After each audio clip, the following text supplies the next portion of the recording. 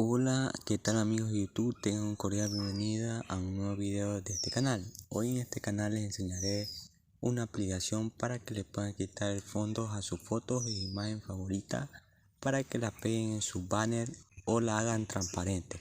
Bueno, es muy fácil, solo antes de ir a la aplicación me gustaría que se queden hasta el final del video. Y bueno, vamos a mostrar la aplicación. Bueno, la aplicación es Backcover Erasing.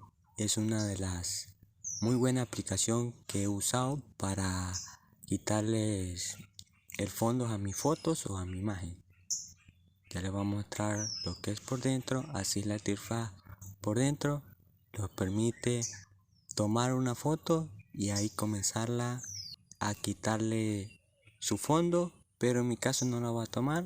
Voy a coger una de galería para enseñarles cómo es el proceso y cómo se hace con esta aplicación. Realmente muy fácil. Le vamos a dar en álbum y ahí ya podemos coger nuestras fotos. Y bueno, ahí ya le damos en Done, que está en inglés. Y si le queremos borrar el fondo, le vamos a dar en esta Auto Refresh.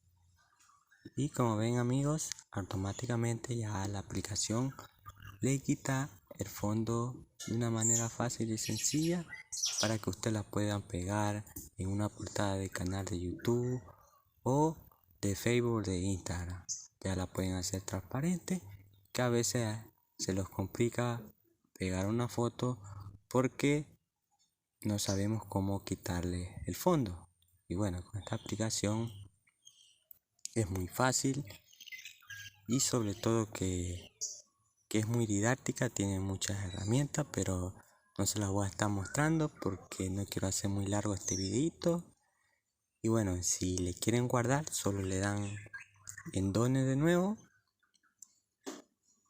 y le apretan en Save y le van a dar en Retrieve y ahí ya amiguitos le van a dar en Finish. Finish significa que ya se le quedará guardada la foto o imagen en su galería. Bueno, de esta forma se hace muy fácil. De antemano déjame recordarte que si te quedas hasta el final de este video te agradezco mucho, y también que me dejes tu like, tu comentario si te fue de ayuda la aplicación, y los vemos en el próximo video amigos.